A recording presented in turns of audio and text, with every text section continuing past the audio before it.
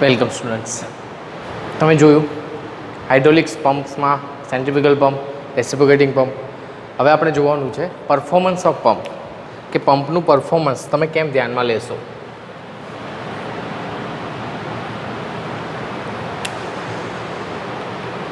તો pumps manufacturing company હોય, આ તે હોય, તો એક પરફોર્મન્સ એનું નક્કી કરેલું હોય કે આ પંપની એફિશિયન્સી આટલી છે, આ પંપ આટલા હેડ સુધી, આટલા ડિસ્ચાર્જ સુધી કામ કરી શકે છે.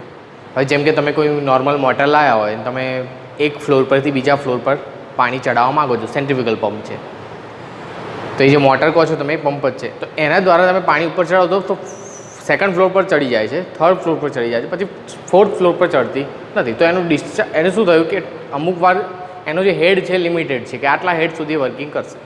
ખ્યાલ આવે છે? અમુક વાર તમે મોટર લાવ્યો છો પણ એનો ડિસ્ચાર્જ ઓછો છે, મતલબ ટાંકી ઉપરનો ટાંકો છે એ ભરાતામાં ટાઈમ લાગે છે, વધારે સમય લાગે છે, તો મતલબ એનો ડિસ્ચાર્જ પણ અલગ અલગ હોય છે. ઇન શોર્ટ, પંપનું પરફોર્મન્સ છે, એટલે પંપનું સિલેક્શન તમે કઈ રીતે કરશો, તો કે તમારે કેટલો ડિસ્ચાર્જ જોઈએ છે, કેટલો હેડ જોઈએ છે, કેટલી એફિશિયન્સી જોઈએ છે, એટલે રિક્વાયર પ્રમાણમાં અલગ અલગ હોય છે. એટલા માટે આપણે પરફોર્મન્સ ઓફ પંપ જાણવું જરૂરી છે. તો પંપનું પરફોર્મન્સ કેમ નક્કી કરવું જોઈએ, તો તમારે જે પ્રમાણેનો યુઝ હોય એ પ્રમાણે પંપનું પરફોર્મન્સ નક્કી કરવામાં આવે છે, એ પ્રમાણેનો પંપ તમે યુઝ કરો છો. હવે જોઈએ કે પરફોર્મન્સ ઓફ પંપ, તો એમાં કઈ કઈ કન્ડિશનો હોય છે. તો પહેલું, head produce by pump is higher or lower. એટલે આ એક હું એક પોઈન્ટ ચર્ચા કરીશ કે જેના આધારે તમે પંપનું પરફોર્મન્સ જે નક્કી કરવા માટે તમે પંપનું પરફોર્મન્સ જાણવું જરૂરી છે. ઓકે, જેમ કે પહેલું છે હેડ પ્રોડ્યુસ બાય પંપ. તો પંપ દ્વારા જે હેડ પ્રોડ્યુસ થાય છે, એ જે હેડ છે એ વધારે છે, ઓછો છે. હવે તમારે ખાલી ફર્સ્ટ ફ્લોર પરથી સેકન્ડ ફ્લોર પર જ પાણી ચડાવવું છે, તો તમે મોટો પંપ લઈને આવો કંઈ મતલબ નહીં, કારણ કે તમારે યુઝ તો ફિક્સ હેડનો જ છે. તમારે પંપ ક્યાં યુઝ કરવાનો છે એના આધારે તમે પંપનું પરફોર્મન્સ કઈ રીતે નક્કી કરશો, તો કે એના હેડ ઉપરથી. તમારે જોઈએ છે કે ખાલી ફર્સ્ટ ફ્લોર પર ચડે એટલો જ જોઈએ છે પંપ, તો તમે એ પ્રમાણે જ પંપ લાવશો, એનાથી વધારે મોટો લાવશો નહીં. તો એ શું થયું, તમે એનું પરફોર્મન્સ તે જોયું એના હેડના આધારે. કોના આધારે? હેડના આધારે. એટલે head produce by pump, whether it is higher or lower, એના ઉપરથી તમે નક્કી કરી શકો. એટલે તમારા યુઝ પર છે, તમે એનો હેડ કેટલો નક્કી કરવા માગો છો. એટલે તમે જ્યારે પંપ ખરીદવા જશો ત્યારે તમે એમ કહેશો કે માઇનર હેડ માટે પંપ આપ, કે ભાઈ 1 ફ્લોર અથવા 10 મીટર અથવા આટલા મીટર હાઇટ સુધી ચાલી શકે, ઉપર ચડી શકે પાણી, તે એટલા હેડનો પંપ મળે તમને. તો એ પરફોર્મન્સ થયું પંપનું હેડના આધારે. ઓકે, એટલે પરફોર્મન્સ ઓફ પંપ તમે નક્કી કરશો. તો કેમ નક્કી કરીએ છીએ, તો કે આપણે હેડ જ્યારે વધારે જોઈએ તો ઓછું જોઈએ તો એના આધારે. એ સિવાય જોઈએ discharge speed and efficiency at different speed. તો અલગ અલગ સ્પીડ ઉપર જે તમારો પંપ યુઝ થાય છે એનો ડિસ્ચાર્જ, કે ડિસ્ચાર્જ, હવે બે પંપ તમે અલગ અલગ કંપનીના લાવો છો, બંનેના સ્પેસિફિકેશન અલગ અલગ છે, તો બંનેમાં એક પંપમાં ટાંકી ભરાતા જેટલો ટાઈમ લાગે, બીજામાં એનાથી વધારે પણ લાગી શકે અને ઓછો પણ લાગી શકે. ટૂંકમાં બંનેનો જે ડિસ્ચાર્જ છે, એટલે કે આપણે ફ્લો રેટ કહીએ, ડિસ્ચાર્જ રેટ કહીએ, કેવો હશે? અલગ અલગ. એ પણ પાછો અલગ અલગ સ્પીડે અલગ અલગ હશે અને એફિશિયન્સી પણ અલગ અલગ હશે. મતલબ તમે બે અલગ અલગ કંપનીના પંપ લાવો, અલગ અલગ સ્પેસિફિકેશનવાળા, તો બંનેમાં જે પાવર યુઝ થયો, કન્ઝ્યુમ થયો ઘરે, તો એ પાવર કન્ઝ્યુમ્શન પણ કેવા હશે? અલગ અલગ હશે, અને એ બી અલગ અલગ સ્પીડે. ઇન શોર્ટ, એટલા માટે આપણે પંપના પરફોર્મન્સ નક્કી કરવામાં આવે છે, કારણ કે તમારે કયા ડિસ્ચાર્જવાળો જોઈએ, કઈ સ્પીડવાળો જોઈએ, કેટલી એફિશિયન્સીવાળો જોઈએ, ખ્યાલ આવે છે? એના આધારે નક્કી થાય. એટલે હેડ થયું, પછી ડિસ્ચાર્જ સ્પીડ, એફિશિયન્સી અને ડિફરન્ટ સ્પીડ. બરાબર છે? અને પંપ ડિઝાઇન પર્ટિક્યુલર લિક્વિડ. હવે આનો મતલબ સમજો. પર્ટિક્યુલર લિક્વિડ માટે પંપનું ડિઝાઇન તો એ સમજીએ. તો તમે લિક્વિડ ઘણા ટાઈપ્સના હોય. નોર્મલ વોટર હોઈ શકે, ઓઇલ હોઈ શકે, કાદવ કીચડ પણ હોઈ શકે. ઇન શોર્ટ, ડ્રેન, જે ડ્રેનવાળું છે, ડ્રેનેજવાળો, જેમાં કાદવ કીચડ થોડા પ્રમાણમાં આવશો, એ પ્રમાણે પંપની ડિઝાઇન હોય છે. તો આ તમે ભણેલા છો ઓલરેડી. ઇમ્પેલર. ઇમ્પેલર 3 પ્રકારના હોય છે, તમને ખ્યાલ હોવો જોઈએ. ક્યાં છે? ઓપન, ક્લોઝ અને સેમી ક્લોઝ અથવા સેમી ઓપન. પહેલો ઓપન ઇમ્પેલર હતું, તો યાદ હોય તો તમને ઓપન ઇમ્પેલર કયું હતું? Open impeller. ઓપન ઇમ્પેલરમાં શું હતું? જે ઇમ્પેલર છે એના પાંખિયા છે એ ખુલ્લા છે. કેવા છે? ખુલ્લા છે. કોઈ બાજુ બંધ કરેલું નથી, કોઈ જાતની બંધ રચના છે નહીં. એટલે આનો 3D વ્યૂ જોવામાં આવે આપણને તો ઇમ્પેલરનો ઓપનનો તો આપણને આ ટાઈપનું જોવા મળશે. બરાબર છે. ધારો કે એના પર આ પાંખિયા છે તો એ ખુલ્લા હશે. પાંખિયા કેવા હશે? હું અત્યારે રેડિયલ વાત કરું છું. પણ જો એની એક બાજુની બંધ રચના થઈ જાય, કેવી થઈ જાય? એક બાજુની કેવી રચના થશે? બંધ થઈ જશે. કેવી થઈ જશે? બંધ થઈ જશે. તો એને સેમી ક્લોઝ કહેવાશે. એક બાજુની બંધ મતલબ પાંખિયા જે આપેલા છે એક છે આ, જેમ કે ચલો આ એક પાંખ્યું, હું આને સાઈડ વ્યૂ જોઈએ, આ બીજું પાંખ્યું, બરાબર, આ ત્રીજું પાંખ્યું, ચોથું, આજના પાંખ્યા છે. ઓકે, પણ ખુલ્લા છે. કેવા છે? ખુલ્લા છે. તો હું સાઈડ વ્યૂ અને ફ્રન્ટ વ્યૂ બંને જોરું તો આ જુઓ રેડિયલ નોર્મલ ઇમ્પેલર બી ચાલો અત્યારે કવવાળો નહીં. ઓકે, હવે આનો તમે સાઈડ વ્યૂ જોશો એટલે તમને એક પાંખ્યો અહીં જોવા મળશે. બરાબર છે. ડાયરેક્ટ પાંખ્યા જ દેખાશે, બીજું કંઈ દેખાશે નહીં. આને જો આ ઇમ્પેલરને એક બાજુને ક્લોઝ કરી દઉં, અહીં આગળ હું એક પ્લેટ લગાડી દઉં. શું લગાડી દઉં? એક પ્લેટ. એટલે આખી રચના કેવી છે? એક બાજુ પ્લેટ લગાવેલી છે અને એક બાજુ ખુલ્લું છે. એટલે તમે જે મિક્સરની વચ્ચે જે રોટર જોયેલા છે બંધ છે અને ઉપર પાંખિયા ટાઈપની રચના, કવ રચના આપેલી હોય છે, તો એ ટાઈપની રચના ઓપન થશે. જો બંને બાજુ ખુલ્લી હશે તો ઓપન થશે અને એક બાજુ બંધ હશે તો એ સેમી ઓપન થશે. અને બંને બાજુ બંધ હોય કેવી હોય? અહીંયા બી પ્લેટ લગાવી દીધી, અહીંયા બી પ્લેટ લગાવી દીધી, એટલે તમને પાંખિયા દેખાશે જ નહીં. બંને બાજુ શું હશે? ડિસ્ક હશે. એટલે એનો જો સાઈડ વ્યૂ જોશો તમે તો એ ક્લોઝ થઈ જશે. કેવી થઈ જશે? ક્લોઝ થઈ જશે. આ ઇમ્પેલર જ છે પણ આપણે બંને બાજુ ક્લોઝ કરી દઈએ તો તમને એ પાંખિયા જ દેખાશે ખાલી. બરાબર દેખાય છે? એટલે બંને બાજુ ક્લોઝ, એ થયું ક્લોઝ ઇમ્પેલર. ખ્યાલ આવ્યો? એટલે તમારા યુઝ ઉપર છે, તમે કયા ટાઈપનો લિક્વિડ યુઝ કરો છો એ પ્રમાણે પંપની ડિઝાઇન હોય છે. હવે જેમ કે જોઈ દો તમે, જો કાદવ કીચડ કે વચ્ચે કોઈ સ્લરી કે કોઈ સોલિડ પાર્ટ્સ આવતા હોય એવા ટાઈપનો પંપ હોય તેની વિસ્કોસિટી હાઈ હોય તો તમે કઈ યુઝ કરશો? ઓપન. એનાથી થોડું ઓછું વિસ્કોસિટીવાળું હોય તો સેમી ઓપન. અને જો બહુ જ કચરો ને એવું આવતું હશે તો તમારે કયું યુઝ કરવું પડશે? ઓપન જ યુઝ કરવું પડશે. ખ્યાલ આવે છે? તો જ ઉપર જશે. નહીંતર આજે બંને બાજુ પ્લેટ ક્લોઝવાળો છે, ક્લોઝ ઇમ્પેલર છે, એમાં બને ત્યાં સુધી લિક્વિડ જ લેવાનું છે. શું લેવાનું છે? લિક્વિડ. જ્યાં ડેન્સિટી ઓછી હોય એવા લિક્વિડને ઇઝીલી પરફોર્મન્સ સારું આપશે. એટલે એનું પરફોર્મન્સ પણ તમે એના આધારે નક્કી થાય છે કે પંપની ડિઝાઇનના આધારે. શેના આધારે? પંપની ડિઝાઇનના આધારે. પર્ટિક્યુલર કયા લિક્વિડ માટે યુઝ થાય છે એના માટે. ઓકે, ડ્રેનેજ માટે અલગ હોઈ શકે છે, સિમ્પલ વોટર હોય તો એના માટે અલગ હોઈ શકે છે. Pump required service maintenance. ત્રીજો જે છેલ્લો ટોપિક છે એ છે કે તમે જે પંપ યુઝ કરો છો એને જે સર્વિસ છે અને મેન્ટેનન્સ છે એમાં કેટલો ટાઈમે અને કેટલા ટાઈમ સુધી કરી શકાય છે. ખ્યાલ આવે છે? એટલે જે ઇન્ટરવલ એટલે તમે પંપ લાયા, હવે એની નેક્સ્ટ સર્વિસ ક્યારે હશે, એના પછી નેક્સ્ટ સર્વિસ. કારણ કે પંપનું પરફોર્મન્સ સુધારવા સેમ રાખવું હોય તોની વાત છે. બાકી તો ચાલે ત્યાં સુધી, પછી બંધ થાય એટલે રિપેર કરાવવાનું. બ્રેકડાઉનની વાત નથી કરી, સર્વિસ અને મેન્ટેનન્સની વાત કરી છે રેગ્યુલર. તો એના માટે જે ટાઈમ છે પંપનો એ સર્વિસ અને મેન્ટેનન્સનો, એના આધારે એ પરફોર્મન્સ ઓફ પંપ એટલે એ પણ એક પોઈન્ટ પણ લઈ શકાય છે. તમે પંપનું પરફોર્મન્સ મેઝર કરવું હોય તો. ખ્યાલ આવે છે? જેમ કે કઈ કંપનીનો છે, અમુક કંપનીમાં મેન્ટેનન્સ જલ્દી માગી લે, અમુકમાં ટાઈમ લાગતો હોય તો એ પંપનું પરફોર્મન્સ જ થયું કે આ પંપનું પરફોર્મન્સ સારું છે. તો આ બધા પોઈન્ટ તમારે ધ્યાનમાં લેવાના છે જ્યારે પંપનું પરફોર્મન્સ નક્કી કરશો ત્યારે. એ સિવાય મેં કીધું એમ જે આ ડિઝાઇન છે એમાં એક બીજી ચર્ચા કરી લઈએ તો પંપના વેન અને ઇમ્પેલરની શેપ એટલે કે સાઇઝ, આકાર કયા ટાઈપના હોય છે. તો 3 ટાઈપમાં જોવા મળે છે: forward curve, backward curve, radial curve. બરાબર? તો જો રેડિયલ સમજી લો, કર્વ ના હોય, રેડિયલ એટલે સીધું રેડિયલ. બેકવર્ડ એટલે તમે જો અહીંયા મેં જે ઇમ્પેલર લીધા છે બધા ક્લોકવાઇઝ રોટેટ કરે છે. કઈ દિશામાં કરે છે? ક્લોકવાઇઝ રોટેટ કરે છે. દેખાય છે? ઓકે, ક્લોકવાઇઝ રોટેટ કરે છે. એમાં ફોરવર્ડ કહો. કેવી રીતે? ફોરવર્ડ એટલે જે આ રોટેટ કરે છે એ જ દિશામાં કોન્કેવ આપણે હોવું જોઈએ. જે આ દિશામાં રોટેટ કરે છે એ જ દિશામાં કોન્કેવ એટલે કે જે ખાડા જેવી રચના છે, જે કર્વ છે એની જે આ બંધ રચના છે એ બાજુ જોઈએ. એટલે કે આ જે કર્વ છે એની જે રચના છે એ ખાડા જેવી રચના એટલે કોન્કેવ સાઈડ કહીશું આપણે. એ કોન્કેવ સાઈડ એના રોટેશનની દિશામાં જ હશે તો ફોરવર્ડ. જો કોન્કેવ ઊંધી દિશામાં હશે તો બેકવર્ડ. રેડિયલમાં સીધું હશે. રેડિયલ એટલે ત્રિજ્યા, મતલબ આને રેડિયસની દિશામાં જ તમારે વેન્સ આપેલા હોય તો એને રેડિયલ કહેવાય. પણ આને આપણે ડિફાઇન આ રીતે નથી કરવાનું. આને ડિફાઇન કરશું આપણે એંગલના આધારે. કોના આધારે? એંગલના આધારે. તો આ જે ઇમ્પેલરનું જે સર્કલ છે, જેને આપણે પીચ સર્કલ પર કહી શકીએ કે ભાઈ ઇમ્પેલર જે યુઝ કરેલું છે એનું જે ફરતે જે આપેલા છે એના આધારે જે એનું ડાયામીટરવાળું સર્કલ એક ઇમેજિંગ કરો, એનો જે ટેન્જન્ટ છે અને તે આગળ એ વેન, એટલે કે એ વેન કે ઇમ્પેલરનું જે વેન આપેલું છે એની દિશા, એ બંને વચ્ચેનો એંગલ.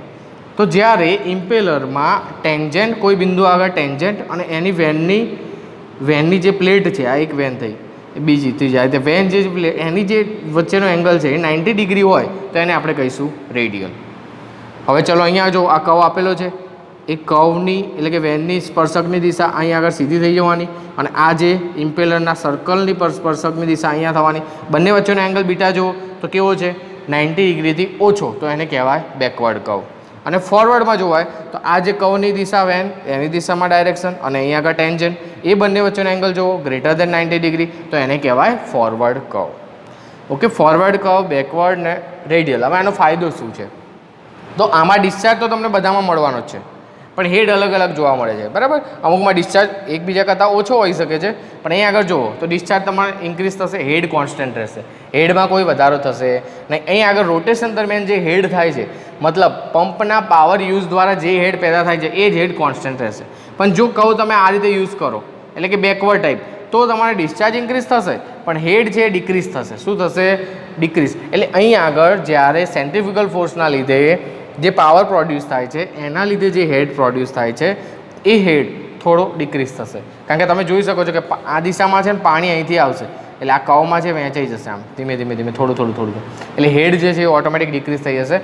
અને આ ટાઈપના ફોરવર્ડ કર્વમાં હેડ ખૂબ જ વધી જાય છે, જેમાં જોઈ શકો છો ડિસ્ચાર્જ તો વધવાનો જ છે પણ સાથે સાથે હેડ પણ ઇન્ક્રીઝ થાય છે. ક્યારે? બેકવર્ડમાં કર્વમાં. એટલે આ કદાચ 2 માર્ક્સમાં પૂછાઈ શકે, બરાબર છે. બાકી જે મેઇન ડેફિનેશનો પૂછાય છે હવે જોવાની છે, એની વ્યાખ્યાઓ ખાસ પૂછાય છે 2 માર્ક્સમાં, તો એ જોઈશું હવે.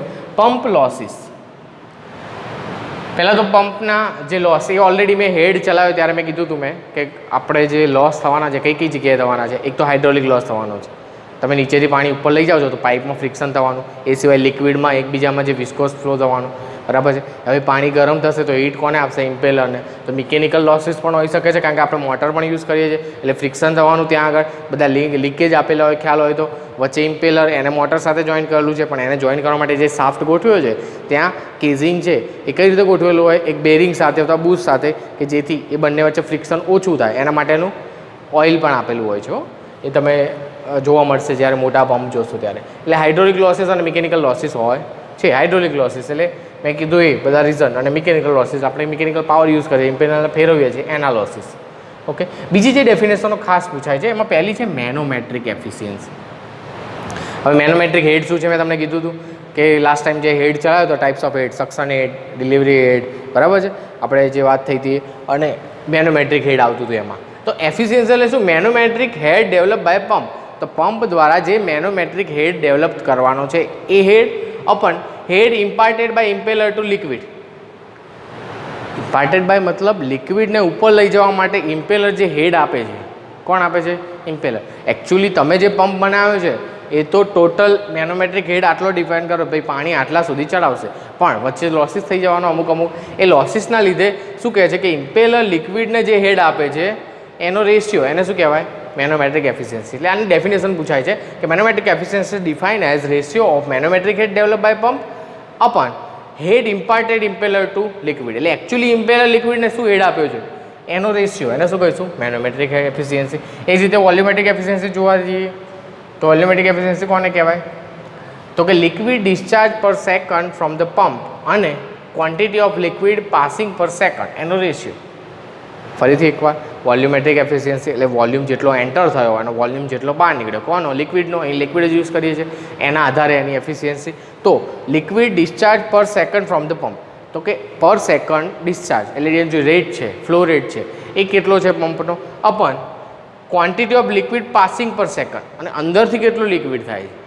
હવે સમજી લો, અહીં આગળ તમે ઇમ્પેલર ગોઠવો છો, તમે ઓલરેડી ભણી ગયા છો કે આ સેન્ટ્રીફ્યુગલ પંપ છે એમાં આ રીતનું કેઝિંગ હોય, વચ્ચે ઇમ્પેલર હોય, તો આ જે છે મોટર દ્વારા જોઈન્ટ હોય, પણ અહીં આગળ આ જે જોઈન્ટ છે ને એને લીક પ્રૂફ જોઈન્ટ બહુ બધા હોય. લીક પ્રૂફ મતલબ પાણી કેઝિંગની અંદર છે ઓલરેડી, તો એ બહાર ના આવે. એ આ શાફ્ટની રોટેશનમાં તો ફ્રિક્શન આપણે ઓછું કરવાનું છે, તો ત્યાં બહાર ના આવે એટલે થોડા લીકેજ ક્યાંક ને ક્યાંક હોય છે. એ જ રીતે અહીં આગળ જે વાલ્વ આપેલો હોય ત્યાં લીકેજ હોય, અહીંયા વાલ્વ આપેલો હોય લીકેજ હોય. એટલે લિક્વિડ જેટલું અંદર ગયું એટલું આપણને ડિસ્ચાર્જમાં મળતું નથી. જો હોય તો લિક્વિડ પ્રૂફ જ લગભગ તો લીકેજ પ્રૂફ જ બનાવીએ આપણે, એને સીલ કહેવાય. એ સીલ મૂકેલા હોય છે 4 થી 5 પ્રકારના, જે સેન્ટ્રીફ્યુગલ પંપમાં અલગ અલગ ટાઈપના સીલ આપે છે. કોડિંગમાં હોય છે 72, 42, 8 અલગ અલગ. પણ એ છોડો, આપણે જોવાનું છે કે લિક્વિડ ડિસ્ચાર્જ થાય છે એ બધું લિક્વિડ ડિસ્ચાર્જ થતું નથી. ક્યાંક ને ક્યાંક ધારો કે ક્યુ જેટલું લિક્વિડ ડિસ્ચાર્જ થતું હોય તો quantity of liquid passing per second, પંપમાંથી જે લિક્વિડ પાસ થઈ રહી છે, જે ક્વોન્ટિટી કોની લિક્વિડની, એ અને ઉપર લિક્વિડ ડિસ્ચાર્જ પર સેકન્ડ, એટલે જે ઓલરેડી આપણને ડિસ્ચાર્જ મળે છે એ. એટલે ટૂંકમાં લીકેજવાળું જે લિક્વિડ છે અંદર જે એન્ટર થયું અને બહાર મળ્યું એનો જે રેશિયો છે એ જે ડિસ્ચાર્જ છે અલગ અલગ જોવા મળશે. અને એનો રેશિયો આપણે શું કહીશું? Volumetric efficiency. એટલે ફરીથી આની એકવાર ડેફિનેશન જોઈ લઈએ તો volumetric efficiency define as ratio of liquid discharge per second from the pump upon quantity of liquid passing per second. એટલે જો લીકેજ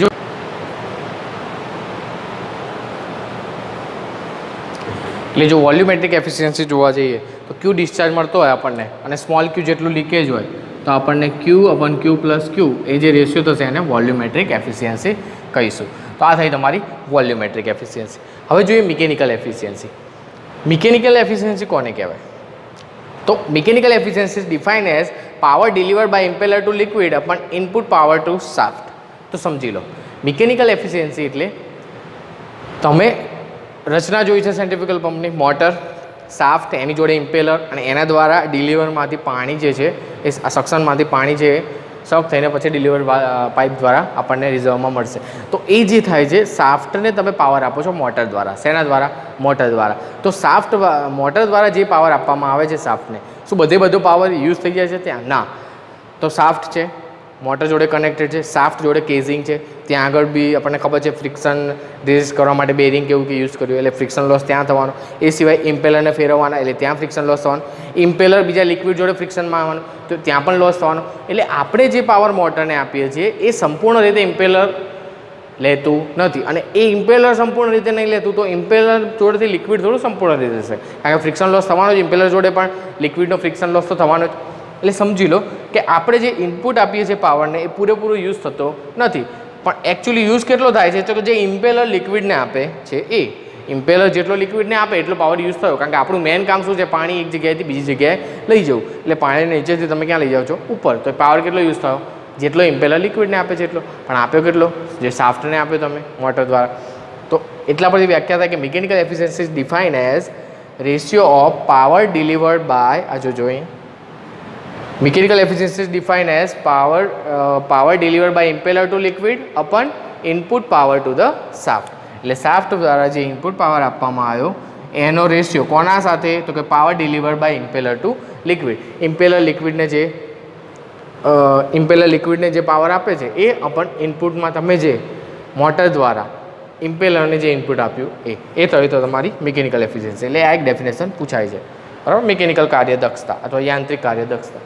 તો 3 ડેફિનેશન એફિશિયન્સીની પૂછાય. ઓવરઓલ એફિશિયન્સી જોઈએ તો ઓવરઓલ એફિશિયન્સી ડેફિનેશન કેવી થશે? ઓવરઓલ એટલે ત્રણેયનો સરવાળો પણ કરી શકો છો, કોઈ ઇસ્યુ છે નહીં. પણ આમાં જે 3માં અલગ અલગ લોસ થતા હતા એક સાથે તમારે બાદ કરી દેવાના છે એટલે તમને ઓવરઓલ એફિશિયન્સી મળી જશે. એટલે overall efficiency of pump is defined as ratio of power output of the pump to the power input to the pump shaft. એટલે પંપમાં જે આપણને પાવર આઉટપુટ મળે છે એ અને તમે ઇનપુટ આપ્યું એનો રેશિયો, એને શું કહીશું આપણે? Overall efficiency. ખ્યાલ આવે છે? એકચ્યુઅલી એન્ડ પાવર આઉટપુટને એ બધું આપણે જોઈશું નેક્સ્ટ ટાઈમ, કારણ કે એક્ઝામ્પલ અને બંને ઇક્વેશનો સાથે જોવાના છે. તો આપણે એ ઇક્વેશન પછી જોઈશું જે આઈએમપી છે. આ ડેફિનેશનો વાઇઝ પૂછાય છે 2 માર્ક્સમાં, એટલે મેં અહીં જણાવી દીધું છે. હવે તમારે જે ક્વેશ્ચન લખવાનો છે જે સબમિટ કરાવવા માટે આપણે એ ક્વેશ્ચન રહેશે ડિફરન્સ બિટવીન રેસિપ્રોકેટિંગ પંપ અને centrifugal pump with figure, with neat sketch. તો આ જે ક્વેશ્ચન છે તમારે સબમિટ કરાવવાનો રહેશે સ્કેચ સાથે. આકૃતિ સાથે રેસિપ્રોકેટિંગ અને સેન્ટ્રીફ્યુગલ એ પંપ વચ્ચેનો ડિફરન્સ એ તમારે સબમિટ કરાવવાનો રહેશે. અને ઓવરઓલ એફિશિયન્સી 2 માર્ક્સના ડેફિનેશનો છે એ તો તમે લખવાની જ છે. Manometric efficiency, volumetric efficiency, mechanical efficiency અને ઓવરઓલ એફિશિયન્સી એની ખાલી વ્યાખ્યાઓ 2 માર્ક્સમાં લખવાની છે. આ નહીં લખો તો ચાલશે. ઓકે, એટલે આજની પીડીએફમાં તમારે ડિફરન્સ બિટવીન રેસિપ્રોકેટિંગ પંપ અને centrifugal pump with net sketch અને આ જે ડેફિનેશનો 2 માર્ક્સમાં પૂછાય છે એ. તો આ જે થયું તમારો પરફોર્મન્સ પંપ એમાં આટલું પૂછાય એમ છે. તમારા ખાસ ભૂલતાની જે ક્વેશ્ચન છે ડિફરન્સ બિટવીન રેસિપ્રોકેટિંગ પંપ અને centrifugal pump with net sketch એટલે આકૃતિ સાથે તમારે ડિફરન્સ લખવાનો છે. આ બાજુ centrifugal pump, reciprocating pump 2 page તો થશે જ મિનિમમ, કારણ કે એક આકૃતિ આવવાની એકમાં, પછી બીજા એડવાન્ટેજ ડિસએડવાન્ટેજ જે ફાયદા જે ગેરફાયદા છે એ બધા જ તમારે ડિફરન્સમાં લખવાના છે. મિનિમમ 10 પોઈન્ટ્સ તો થઈ જ જશે, બરાબર છે. તો રેસિપ્રોકેટિંગ અને સેન્ટ્રીફ્યુગલ પંપ વચ્ચેનો ડિફરન્સ એ ખાસ લખવાનો છે. તો આ થયું તમારું જે પરફોર્મન્સ ઓફ પંપ, જેમાં આના એક્ઝામ્પલમાં જે પૂછાય છે એ સૂત્રો સાથે આપણે નેક્સ્ટ લેક્ચરમાં જોઈશું, જેમાં આપણે એક્ઝામ્પલ પણ કવર કરી લઈશું.